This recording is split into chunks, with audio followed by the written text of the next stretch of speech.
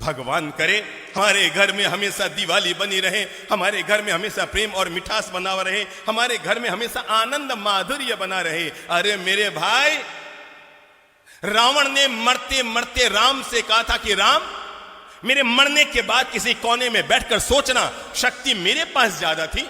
अरे मेरी तो पूरी लंका सोने की, तेरे तो अयोध्या में तेरा सिंहासन भी सोने का ना होगा। महादेव मेरी मुट्ठी में, शनि मेरे काख में, नवग्रह मेरे पांव के नीचे और यमराज मेरे कहे पे चलने वाला।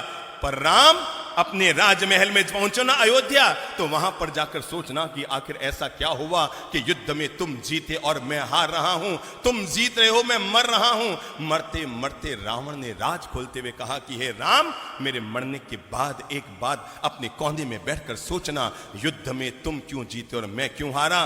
तुम शक्तिशाली थे इसलिए नहीं जीते राम, शक्ति मेरे पास है। तुम भक्ति करते हैं भगवान की, अरे महादेव की जो मैंने भक्ति की है दुनिया में किसने की होगी। पर राम तुम इसलिए जीत गए, राम तुम इसलिए जीत गए। मरते मरते रावण ने दुनिया का एक गजब का राज खोला और पूरी मानवता के लिए, प्राणी मात्र के लिए और घर घर में रहने वाले भाइयों के लिए प्रेम का एक मंत्र देता हुआ दुनिया से गया रावण। और जाते जाते रावण ने राम से कहा था कि राम, मेरे मरने के बाद कोने में बैठकर सोचना, तुम इसलिए जीत गए, सिर्फ इसलिए जीत गए राम, तुम इसलिए जीत गए क्योंकि तुम्हारा भाई तुम्हारे साथ, बस तुम इसलिए जीत गए क्योंकि तुम्हारा भाई तुम्हारे साथ था।